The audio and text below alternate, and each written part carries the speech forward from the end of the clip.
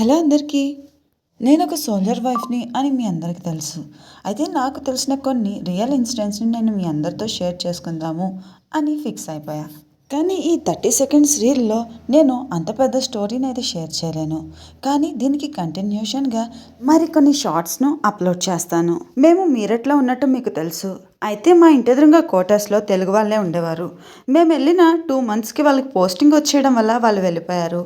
అయితే ఆ 2 మంత్స్లోనే నేను కొన్ని విశేషాలను గమనించాను. అవేంటంటే, మా అత్తయ్య నాతో 1 మంత్ ఉండి వెళ్ళిపోయాక నేను ఒంటరిదాన్ని అయిపోయాను. అయితే మా వారు అప్పట్లో డ్యూటీసే ఎక్కువగా ఉండేవి. So night duty, morning duty చాలా అంటే చాలా బిజీగా ఉండేవారు. అయితే నైట్ డ్యూటీ వచ్చినప్పుడల్లా నేను హాల్లో అయాస్తో పడుకునేదాన్ని. రాత్రి 1 గంట వరకు టీవీ మోగుతూనే ఉండేది మాది. టీవీ కట్ చేయడానికి లేచి టీవీ ఆఫ్ చేసి వచ్చేసే టైంకి మా ఎదురింటి హాల్ కూడా మా కిటికీలోంచి కనిపిస్తుందన్నమాట. ఎదురింటి అన్నయ్య డైనింగ్ టేబుల్ మీద కూర్చుని ఎవరితో మాట్లాడడం నేను గమనించాను. తన చుట్టుపక్కల అయితే ఎవరు లేరు. తను ఎవరితో మాట్లాడుతున్నాడు అని అనుకున్నా కానీ సర్లే ఫోన్లో మాట్లాడుతున్నాడేమో అనేసి కర్టెన్ వేసేసి మళ్ళీ పడుకున్నాను. తర్వాత అలా 2 టైమ్స్ అన్నయ్య తనలో తను మాట్లాడుకుంటూ మెట్లు దిగడం కూడా నేను గమనించాను. ఎప్పుడు బ్లూటూత్ ఉంది అని అనుకునేదాన్ని. అయితే అక్కతో కొంచెం బాండింగ్ రావడం వల్ల మేము సరదాగా బయటికి వెళ్ళినప్పుడు అక్కతో తన బాబు గురించి అడిగాను. అక్క, బాబుకి ఏమైంది? హార్ట్లో హోల్ ఉందంట కదా, ఆపరేషన్ జరిగిందంట కదా అని. అప్పుడు అక్క, అవునరా, హార్ట్లో హోల్ ఉంది, వాడు పుట్టినప్పుడే తెలిసింది, కానీ మెడికేషన్ ఇస్తూ ఉన్నాము. ఆపరేషన్ పడుతుందని తెలుసు, కానీ కొంచెం లేట్ అయింది, మీ అన్నయ్యకి హెల్త్ బాగోదు అందుకని అని అనింది. అంతే, నేను షాక్ అయ్యాను. అన్నయ్యకి హెల్త్ బాగోకపోవడం ఏంటక్క, డైలీ డ్యూటీకి వెళ్తాడు కదా, బాగానే ఉంటాడు కదా అని అంటే అప్పుడు అక్క కళ్ళల్లో నీళ్లు చూశాను.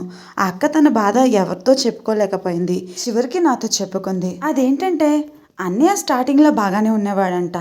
అయితే వాళ్ళ పేరెంట్స్ అందరూ ఒక్కసారిగా యాక్సిడెంట్లో చనిపోయారు. దాంతో అన్నయ్య అప్పటి నుంచి అలా డిప్రెస్డ్గా ఉన్నాడు అని అక్క చెప్పింది. అన్నయ్యకి వాళ్ళ నాన్నగారంటే చాలా ఇష్టం అమ్మ. చిన్నప్పటి నుంచి చాలా కష్టపడి పెంచారు.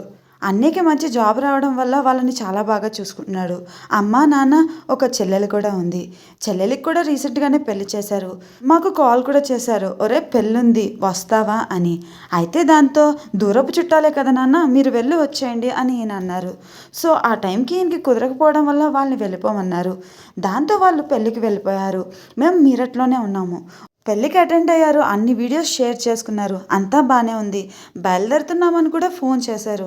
తర్వాత మార్నింగ్ కల్లా వాళ్ళు బయలుదేరిపోతారేమో అనుకున్నాం, కానీ వాళ్ళు ఫోన్ చేయలేదు. ఈయన వర్క్ బిజీలో ఉండి ఫోన్ చేయలేదు. కానీ నేను చాలాసార్లు ఫోన్ చేసినా సరే వాళ్ళ ఫోన్స్ రీచ్ అవ్వలేదు. తర్వాత కొద్దిసేపటికి మా వారింటికి వచ్చాక అత్తయ్య వాళ్ళ ఫోన్ కలవట్లేదు, ఒకసారి చూడండి అని అన్నాను. సరే చూస్తాను అని అన్నారు. దాంతో కొద్దిసేపటికి ఆయనకి ఫోన్ వచ్చింది, యాక్సిడెంట్లో మీ పేరెంట్స్ చనిపోయారు అని.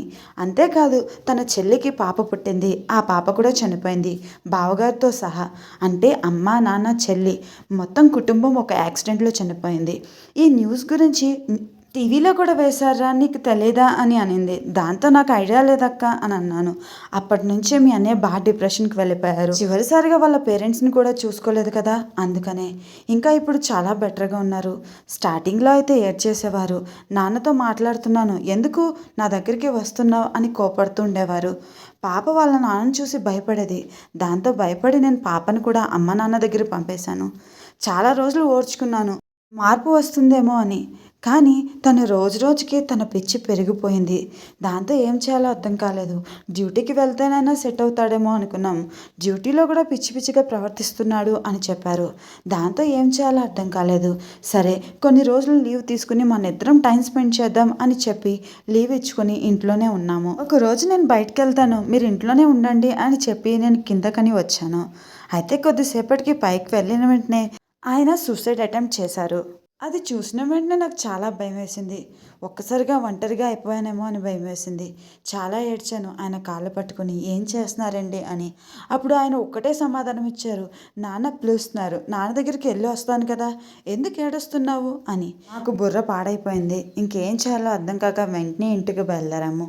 అక్కడ ఉన్న సిద్ధాంతులందరికీ వాళ్ళని చూపించాము. అయితే ఏం లాభం లేదు. సైకియాట్రిస్ట్కి కూడా చూపించాము, ఏం లాభం లేదు. అయితే ఒకరోజు అర్ధరాత్రి సమయంలో నిద్రలేచి లెగు అంటూ నన్ను నిద్రలేపాడు. ఏంటండి అన్న వెంటనే, నాన్న నాకు పుడతాడంటే, నాన్న నీ పొట్టలోకి వచ్చేస్తాడంట, నా కొడుకుగా పుడతాడంట అని అన్నారు.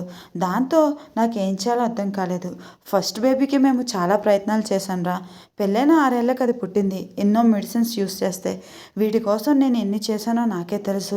మా వాడు పుట్టాకే ఆయన మళ్ళీ సెట్ అయ్యారు. మళ్ళీ డ్యూటీకి వెళ్తున్నారు. ఎప్పుడైనా డిస్టర్బ్ అయినప్పుడే ఇలా ఉంటారు. కానీ హార్ట్ సర్జరీ గురించి తెలిసాక చాలా భయం వేసింది. కానీ నాకంటే ధైర్యంగా ఈయనే ఉన్నారు. ప్రతి విషయంలో వాడిని అసలు ఒక్కసారి కూడా వదిలేవారు కాదు. వాడిని ఆయనే చూసుకునేవారు అని అంది. అన్నయ్యకున్న ప్రాబ్లం నాకు అర్థమైంది. బాబులోనే తన తండ్రిని చూసి రికవర్ అయ్యారు.